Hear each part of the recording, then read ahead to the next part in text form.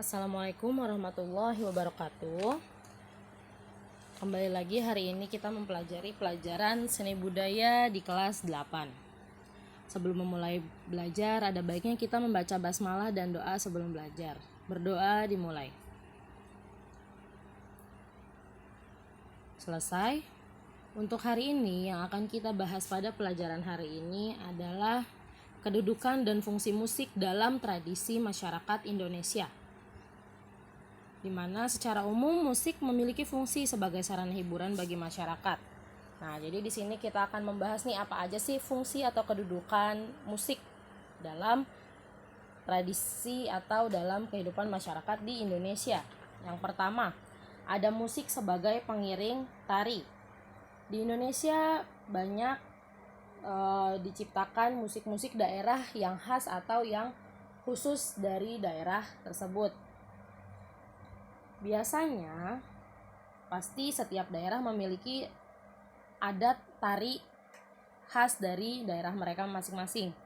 Nah, di sini musik sebagai pengiring tari ini dimana ketika tari-tarian khas dari daerah masing-masing di Indonesia sedang dipertunjukkan, ini ada musik yang mengiringi. Nah, musiknya ini biasanya alat musiknya itu tertentu tergantung dari daerah, karena selain tariannya mereka memiliki khas dari daerah masing-masing, alat musik yang mengiringinya pun khas dari daerah masing-masing yang berbeda. Meskipun ada memiliki bentuk sama, biasanya memiliki nama yang berbeda, tapi lebih banyak alat musik yang dimainkan pun berbeda.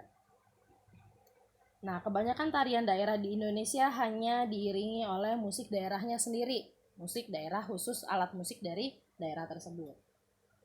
Selain musik daerah, ada musik pop dan dangdut yang berfungsi sebagai tari-tarian modern, seperti dansa poco-poco. Nah, misalnya dari daerah Jakarta ada tari ondel-ondel, di mana ketika dalam penyajiannya, dalam penampilannya, tari ondel-ondel biasa diiringi dengan alat suara-suara musik keroncong. Atau misalnya ketika ada tari-tarian saman, musik yang di saman itu ada dari Sumatera Barat, dia diiringinya dengan musik juga, dengan musik gendang dari khas dari mereka.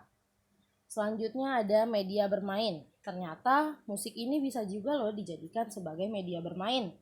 Media dalam hal ini, musik adalah cara untuk menghilangkan kejenuhan akibat rutinitas serta sarana rekreasi dan ajang pertemuan. Maksudnya adalah sebagai hiburan, fungsi hiburan di mana dapat digunakan sebagai penghilang penat atau sekadar refreshing. Pada zaman kerajaan, zaman dahulu itu musik itu khusus untuk kerajaan-kerajaan. Jadi yang bisa mendengarkan musik itu kalau zaman dahulu itu hanya pada kerajaan-kerajaan aja. Untuk rakyat-rakyat biasa, mereka itu tidak bisa mendengar musik. Namun untuk zaman ini, musik bisa dinikmati oleh siapa saja. Selanjutnya yang C, sarana upacara adat atau ritual. Setiap daerah ini biasanya memiliki upacara adat atau ritual khas dari daerah, seperti misalnya upacara kematian, perkawinan, kelahiran, keagamaan, dan kenegaraan. Biasanya nada-nada atau bunyi yang dihasilkan itu dalam setiap upacaranya berbeda-beda. Ketika ada budaya kematian, ada upacara kematian, mungkin ada musik yang dibunyikan agak rendah, agak pelan. Ketika ada perkawinan, upacara perkawinan itu suara musiknya lebih kencang, lebih bersemangat. Atau acara kenegaraan, ketika kita menghikmat dalam mengenang para pahlawan, ada mengheningkan cipta. Nah, ini yang dimainkan nada pelan atau nada rendah, di mana kita musik ini membantu kita dalam merenung atau mengenang jasa pahlawan. Atau mungkin kemarin nih kita habis hari kemerdekaan. Nah, musik-musik yang diperdengarkan itu musik yang penuh dengan semangat. Agar apa? Dimana tujuan dari hari kemerdekaan ini bisa tersampaikan ke kita ke masyarakat saat ini. Biasanya dalam upacara adat ini terdapat alat musik yang dimainkan dan diyakini atau dipercaya memiliki kekuatan magis. Oleh karena itu, instrumen yang dipakai sangat sakral. Dalam penjelasan ini dapat dikatakan fungsi musik tradisional sebagai sarana dalam upacara budaya. Lalu ada media penerangan, di mana beberapa tempat di Indonesia bunyi memiliki arti sebagai memiliki arti tertentu bagi anggota masyarakatnya. Biasanya bunyi ini memiliki ritme tertentu dan tanda bagi anggota masyarakat atas peristiwa atau kegiatan. Alat yang digunakan dalam masyarakat Indonesia yang umum digunakan seperti kentongan, beduk di masjid, dan lonceng di gereja. Jadi maksudnya ketika kita ada suara beduk nih, oh berarti menandakan kalau itu adanya di masjid. Ada suara lonceng, oh berarti menandakan kalau musik itu dari gereja. Itu untuk sebagai penerangan atau tanda dari mana alat musik tersebut berasal. Lalu ada sebagai sarana komunikasi, di mana dalam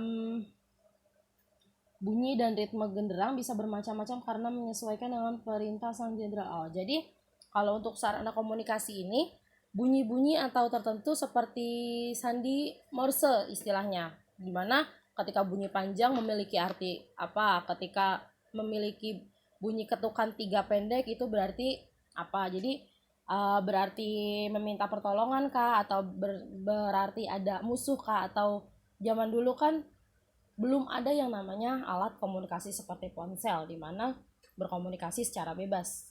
Dahulu ketika ada perang antar kerajaan itu mereka menyampaikan suatu pesan biasanya adalah dengan cara membunyikan alat musik atau benda-benda yang ada di sekitar sehingga pertanda, oh tanda ketukan 3 SOS, mereka meminta pertolongan, seperti itu.